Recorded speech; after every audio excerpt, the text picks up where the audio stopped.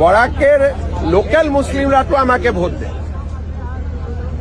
আমার বরাক উপত্যকার যেগুলা লোকাল মুসলিম আছে আমাদের সঙ্গে আছে, করিমগঞ্জ ওর জন্য আমি জিতলাম। লোকাল গুলা সবাই আমার সঙ্গে, বিদেশি গুলা আমার সঙ্গে।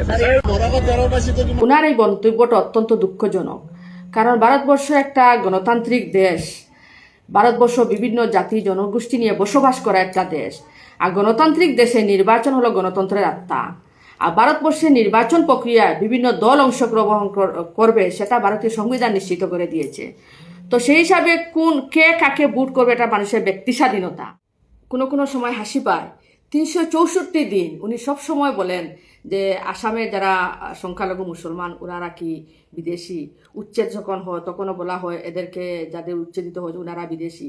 তো 364 দিন ওনারা বিদেশি থাকেন, আর যেদিন নির্বাচনের দিন ওদিন কিন্তু ওনারা ভোটার কার্ড নিয়ে ওনারা ভোট করেন। তখন যেহেতু ভারতীয় নাগরিক সেই জন্য তো ওনারা ভোট করেন। তো এই ধরনের কথাবার্তা মানে কোনো যুক্তি নাই। তাছাড়া একটা বিষয়, উনার কথা মতো যদি যারা বিজেপিকে ভোট করে না, বাকি যারা যদি বিদেশি হয়, তাহলে উনাদের হাতে ভোটার আইডি কার্ডটা আসে কোথায় থেকে? উনাদের নাম ভোটার লিস্টে কিভাবে উঠানো হয়? কে বা কারা, মানে যদি কেউ কোনো মানুষ সন্দেহ থাকে ওনারা বিদেশি, কে বা কারা ওদেরকে ভোটার কার্ড ইস্যু করে? তো এই বিষয়ে তো তদন্ত হওয়া উচিত ছিল।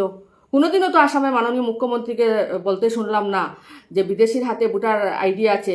কারা এই ধরনের ষড়যন্ত্র করে বিদেশিদেরকে ভোটার আইডি দেয়?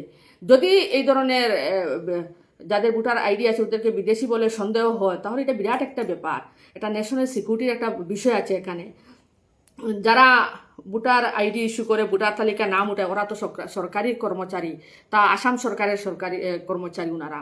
তো ওনারা আসামের ভূখণ্ডে বসবেন, বসে সরকারি বেতন গুনবেন, আর দেশের এগেইনস্টে ওনারা এই ধরনের একটা বিদেশি মানুষদেরকে ভোটার আইডি দিবেন। তার মানে এটা এক ধরনের অর্গানাইজড ক্রাইমের একটা পার্ট বলা যায়। তো যদি ওনার যদি এরকম একটা সন্দেহ থাকে, তাহলে যে বা যারা ভোটার আইডি ইস্যু করেছে, ভোটার তালিকায় নাম ওদের নাম উঠিয়েছে, ওদের বিরুদ্ধে স্টেটের এফআইআর দিয়ে একটা ইনভেস্টিগেশন করা উচিত। মুখ্যমন্ত্রী তো কোনোদিনও এই ধরনের কোনো পদক্ষেপ নেবেন বলেও শুনলাম না, এই ধরনের কোনো পদক্ষেপ নেওয়ার সাহস আছে বলেও আমি মনে করি না।